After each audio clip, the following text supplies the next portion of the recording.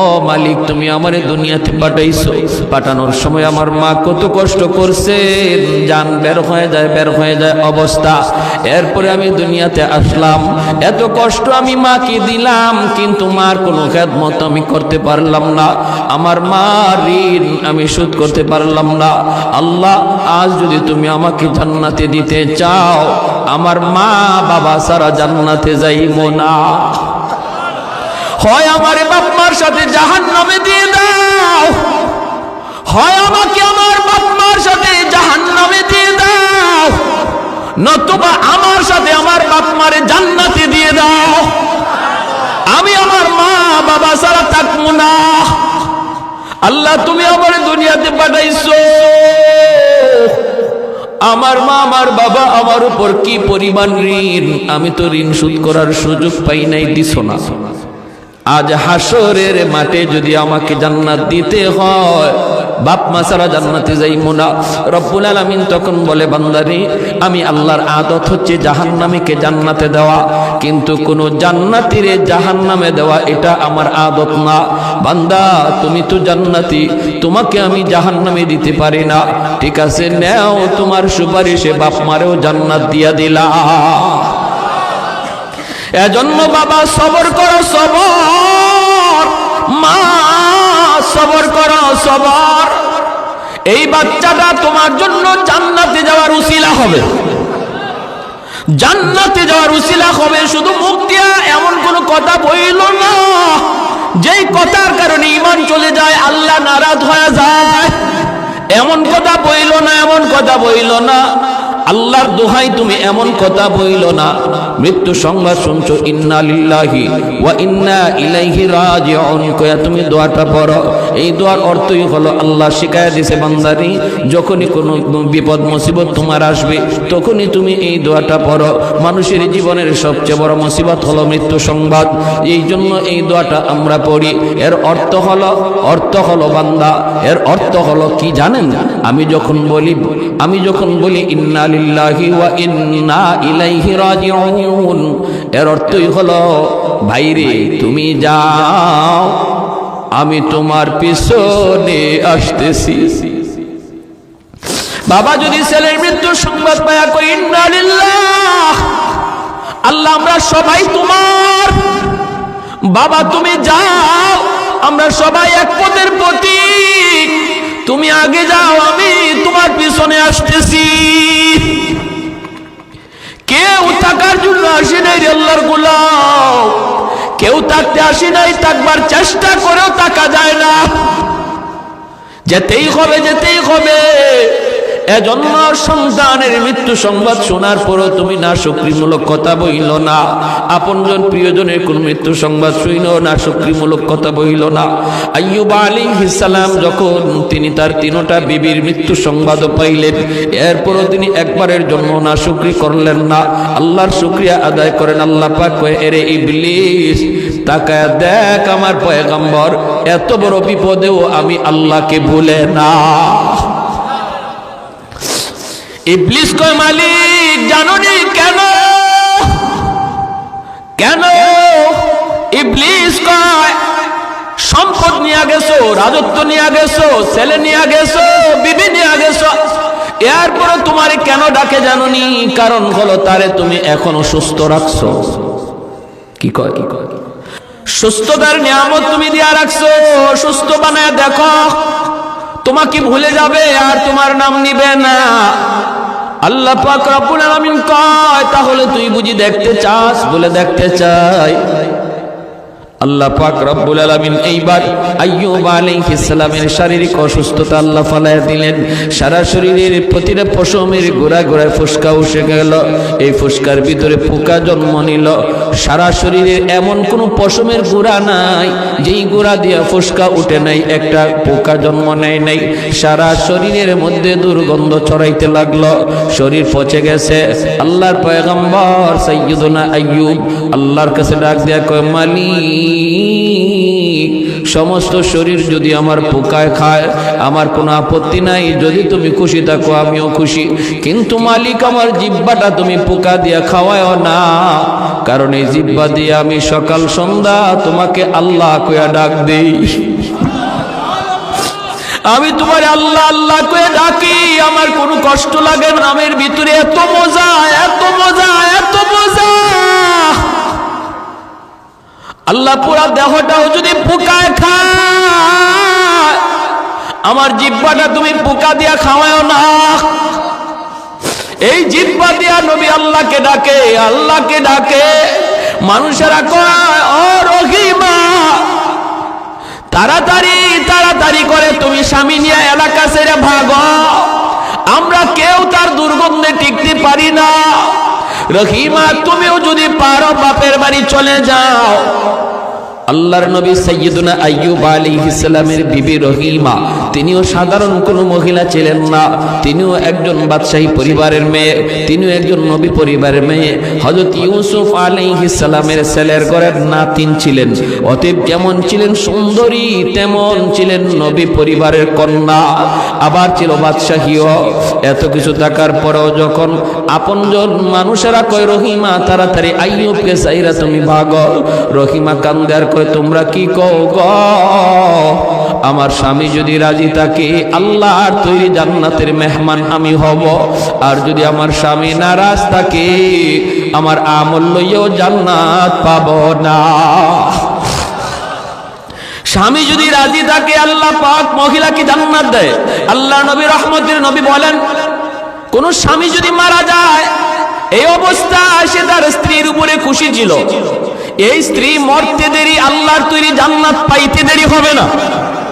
অথবা কোন স্ত্রী যদি আগে মারা যায় আর স্বামী যদি তার উপরে সন্তুষ্ট থাকে, নবী বলেন মরতে দেরি, জান্নাত পাইতে দেরি নাই। সুবহানাল্লাহ। এজন্য মায়ার নবী, দয়ার নবী বলেন, মহিলাদের জন্য নবী বলেন, মা বোনদের জন্য আমার নবী বলেন, চারটা জিনিসের হিসাব যদি কোনো মহিলা আল্লাহকে দিতে পারে, আল্লাহ পাক তার জন্য জান্নাতের সবগুলি দরজা আল্লাহ ওপেন করে দিবে। আর বলবে, যে কোনো জান্নাত দিয়া তুমি ঢুকো। আইয়ুমা ইমরাতিন ইদা সাল্লাত খামসাহা ওয়া সামাত শাহরাহা ওয়া হাফিজাত ফারজাহা ওয়া আতাআত বালাহা। বাইজিদ বুস্তামি রাহমাতুল্লাহি আলাইহি আল্লাহ জিজ্ঞেস করছিল ওনার ইন্তেকালের পর, একজন আল্লাহর ওলি স্বপ্নে দেখে, স্বপ্নে দেখে কো, হুজুর কবরে কেমন আচরণ হইছে আপনার সাথে? উনি বলে, কি কইমু? আমি আল্লাহ আমারে জিজ্ঞেস করে, বাইজিদ কি লই আইছো? আমি কই, আল্লাহ আমলের কথা কইয়া তো বাঁচা যাবে না, কারণ আমলের মধ্যে অনেক সমস্যা থাকতে পারে। নিয়ত যদি ভালো না থাকে, আমল কবুল হবে না। আমল যদি সহি শুদ্ধভাবে না হয়, নবীর তরিকায় না হয়, তাহলেও কবুল হবে না। তো যাক, আমলের কথা আর কই না। আল্লাহ যখন আমারে জিজ্ঞাসে, বাইজিদ কি লই আইছো? তখন কই, আল্লাহ ঈমানটা খাঁটি নির্ভেজাল ঈমান লই আইছি। আল্লাহ পাক রব্বুল আলামিন কয়, বাইজিদ উযকুরুল লাইলাতাল লাবান, ঈমান তোমার নির্ভেজাল। কথাটা তুমি সুন্দর বলেছ, কিন্তু দুধের রাতের কথা ইয়াদ করো। এমনি উনার ইয়াদ হয়ে গেল কোন রাত? যেই রাতে তুমি দুধ পান করেছিলা আর পেটে তোমার সমস্যা হয়েছিল, আর তুমি বলেছিলে দুধের কারণে আমার পেট নষ্ট হয়ে গেছে। আরে বাইজিদ, একটু বলো তো দেখি, দুধের কি পেট খারাপ করার কোনো ক্ষমতা আছে নাকি? তাহলে ঈমানটা তোমার নির্ভেজাল হইল কেমন করে? বাইজিদ কই, মালিক ধরা খেয়ে গেলাম, কিছুই আনতে পারি নাই, খালি হাতে তোমার দরবারে এসেছি গো মালিক। একমাত্র তোমার দয়া মায়া ছাড়া মাপ পাওয়ার কোনো ব্যবস্থা নাই, কোনো সুযোগ নাই। আল্লাহ, আমি তোমার দয়া চাই, তোমার মায়া চাই। দয়া মায়া ছাড়া আমি বাইজিদের বাঁচার কোনো উপায় নাই, কিছুই আনতে পারি নাই, কিছুই না। রব্বুল আলামিন তখন বলে, বাইজিদ একদিন শীতের রাতে, কনকনে শীত, প্রচন্ড শীত, বাহিরেও শীত পড়ছে, শীত এত শীত, মানুষও সব ল্যাপের নিচে ঢুকছে, কম্বলের নিচে সবাই ঢুকছে। ওই অবস্থায় তুমি দেখতেছিলা একটা ছোট্ট বিড়ালের বাচ্চা কনকনে শীতের ভিতরে কাঁপতেছে, তার তো লেপের কোনো ব্যবস্থা নাই, তার তো কোনো কম্বলের ব্যবস্থা নাই। ওই ছোট বিড়ালের বাচ্চাটার প্রতি তোমার বড় মায়া লাগছিল, দয়া লাগছিল, বাচ্চাটারে আদর করে তুমি তোমার লেপের নিচে জায়গা দিছিলা। এ ভাইজি, তুমি যেমন আমি আল্লাহর মাখলুক, এই বিড়ালের বাচ্চাটাও আমি আল্লাহরই মাখলুক। আমি তোমাকে যেমন বানাইছি, বিড়ালটারও আমি আল্লাহই বানাইছি। আমার একটা মাখলুকরে তুমি এত মায়া করার উসিলা আমি আল্লাহ তোমার জীবনের সব আমল কবুল কইরা জান্নাতের উঁচু মাকাম দান করলাম। হাসরের মাঠে একজন মানুষ জাহান্নামের ফয়সালা হয়ে যাবে, জাহান্নামের দিকে যায়, বারবার শুধু পিছনের দিকে তাকায়। আল্লাহ পাক রব্বুল আলামিন তারে ডাক দিয়ে আনবেন, বান্দা ফয়সালা হয়ে গেল তোমার জাহান্নাম, কিন্তু বারবার শুধু পিছনের দিকে আমি আল্লাহর দিকে তাকায় তুমি কি ভাবতেছ? যাইবা তো তুমি যাইবা, কিন্তু এক কদম তুমি দাও আর পিছনে শুধু আমি আল্লাহর দিকে তাকাও। ঘটনা কি, কি জন্য তুমি তাকাইতেছ? হাসরের মাঠে লোকটা তখন কইব, মালিক দুনিয়াতে উলামায়ে কেরামের জবানে শুনেছিলাম তুমি, তোমার নাম হলো রহমান, তোমার নাম হলো রহিম। আলেম উলামার জবানে শুনেছি আল্লাহ। হাসরের মাঠে তোমার কুদরতি কলিজায় ৯৯ ভাগ দয়া মায়া থাকবে। ও মালিকা, আজ হাসরের ময়দানে আমার ফয়সালা হয়ে গেছে জাহান্নাম, আমি জাহান্নামের দিকে যাইতেছি, কিন্তু বারবার কেন জানি আমার মনে হয়, কেন জানি আমার অন্তরে আশা জাগে, আজকে তোমার দয়া মায়ার উসিলায় তুমি আমাকে মাফ করে দেও কিনা, এজন্য বারবার পিছনে তাকাইতেছি। আল্লাহ পাক ফেরেশতাদেরকে বলবেন, ফেরেশতারা আমার বান্দার কথা আমি আল্লাহর কাছে বড় ভালো লাগলো, তার জবাবটা আমি আল্লাহর বড় পছন্দ হয়েছে, অতএব তার আমলনামা আবার আমি আল্লাহকে তোমরা দেখাও। আল্লাহু আকবার, জোরে কর। যে আমলনামা ওজনের কারণে নেকির পাল্লা হালকা, গুনার পাল্লা ভারী, আর তার ফয়সালা হয়েছে জাহান্নাম, ওই আমলনামাটা আমি আল্লাহ আবার নিজে দেখব, নিজেরই চেক করব। রব্বুল আলামিন তার আমলনামাটা নিজেই তিনি খুলবেন, খুইলে আল্লাহ পাক বলবে, বান্দারে ওই যে দেখা যায় আমলনামা আল্লাহ পাক ঘুরাইতেছে, কোন উসিলায় আল্লাহ তারে মাফ করবে আল্লাহ খুঁজতেছে, পাতা উল্টায় আর আল্লাহ উসিলা তালাশ করে।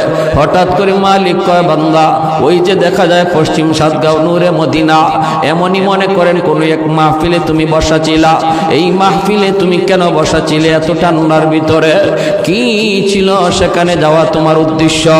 তোমার ঘরের পরিবেশ ছিল আরামের, বেবি বাচ্চার কাছে তুমি থাকতে পারতা, কেন তুমি ওই জায়গায় বসে বসে তুমি কি শুনছিলা? কেন তুমি এই কষ্ট করে বসা ছিলা একটু বলো। তখন কইব, মালিক দুনিয়ার কোনো উদ্দেশ্য ছিল না, ওই জায়গায় গেলে পরে আমারে কেউ ৫০০-১০০০ টাকা দিবে এমনও ছিল না। আল্লাহ কষ্ট করে বসা ছিলাম তুমি মাওলাকে পাওয়ার জন্য, তোমার কাছে জান্নাত পাওয়ার জন্য। আল্লাহ শুধু তোমাকে খুশি করার জন্য আমি ওই জায়গায় গিয়েছিলাম, বসা ছিলাম। রব্বুল আলামিন বলবে, বান্দারে আমি আল্লাহর আদত হচ্ছে মাফ করে দেওয়া, কিন্তু আমার নিজাম হচ্ছে উসিলা ছাড়া মাফ করি না। ওই দিনের মাহফিলে বসাকে উসিলা করে আজ হাসরের ময়দানে আমি আল্লাহ তোমার নাজাতের ফয়সালা দিয়া দিলাম। আর একটু জোরে বলে সুবহানাল্লাহ। মুসলমানের আওয়াজে বলেন সুবহানাল্লাহ। লা জিদ্দা ওয়ালা নিদ্দা ওয়ালা হাদ্দা লিমাওলা,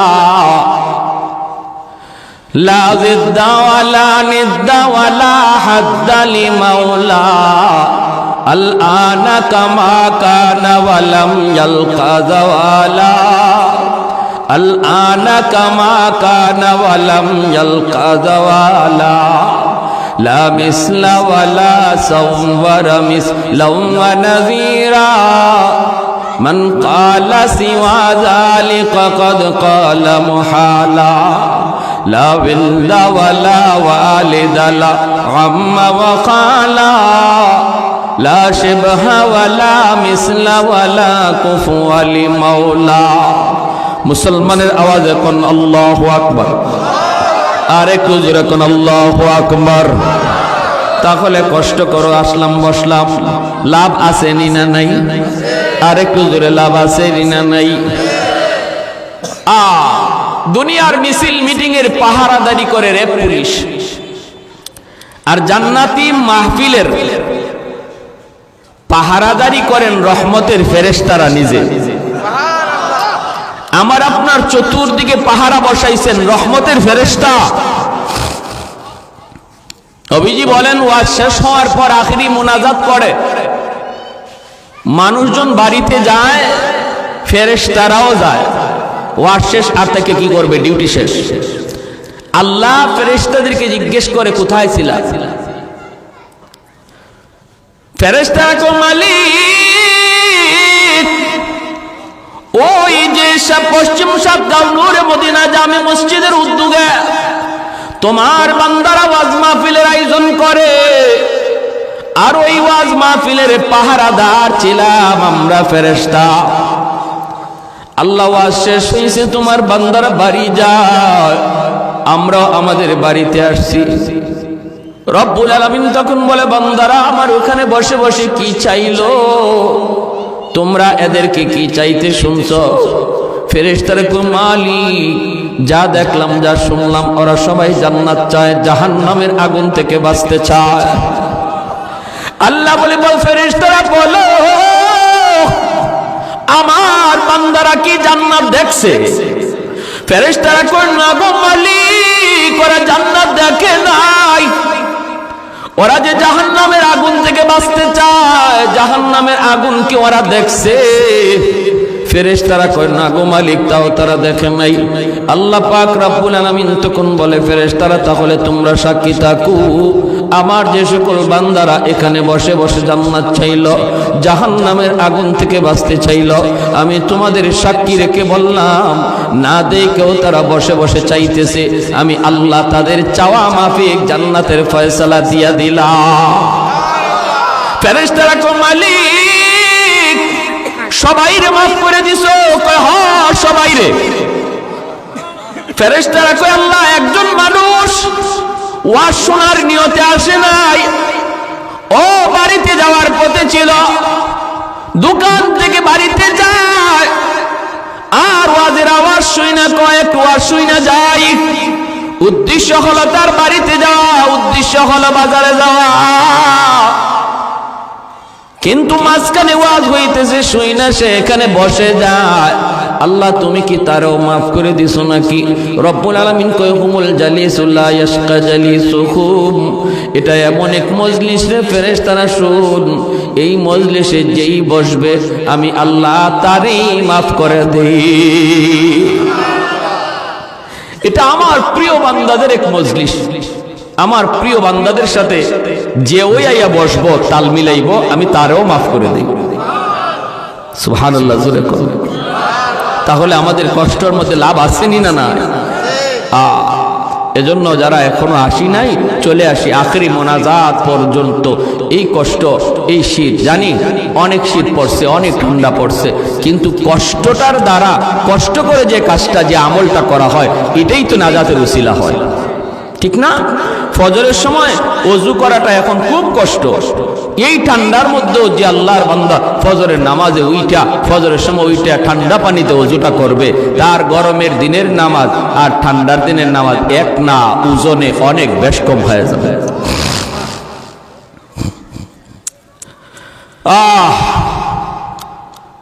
আমাদের শোক দুঃখ অভাব অনটন বিপদ মুসিবত সুস্থতা অসুস্থতা সবকিছু দেওয়ার মালিককে এই ইয়াকিন আছে তো নাকি নাই? সুখে থাকলে আল্লাহর প্রশংসা করব, দুঃখে পড়লেও প্রশংসা করব কার?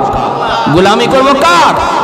যিনি সুখ দেয় ইনি আবার দুঃখ দেয়, আবার যিনি দুঃখ দেয় ইনি আবার দুঃখটা সরায়। নাকি কোনো দয়াল বাবার ক্ষমতা আছে? হ্যাঁ, বিপদে পড়ে গেছেন, কোনো মানুষের ক্ষমতা আছে? অসুস্থ হয়ে গেছেন, সুস্থ করার ক্ষমতা কারো আছে?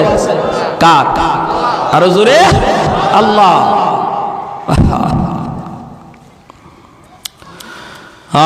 এজন্য সুখে দুঃখে প্রশংসা করব কার? আল্লাহ। সুখে দুঃখে প্রশংসা করব আল্লাহ। মানুষকে আল্লাহ সুস্থতা দিয়া পরীক্ষা নেয়, দেখি সুস্থতার হালতে সে শুকর গুজার হয় কিনা। সুখে থাকা অবস্থায় আল্লাহ পরীক্ষা নেয়, সুখে পইরাও সে আমাকে ডাকে কিনা। আবার বিপদ দেও আল্লাহ পরীক্ষা নেয়, দেখি বিপদে পইরা আমার বান্দা সবর করে কিনা। ঠিক কিনা? বিপদে পইরা আমার বান্দা সবর করে কিনা। সুখে থাকতে যেমন ভাবে মসজিদে গেছে, বিপদে পইরাও সে মসজিদে যায় কিনা, এটা আল্লাহ দেখেন। বিপদগ্রস্ত মানুষের, অসুস্থ মানুষকে আল্লাহ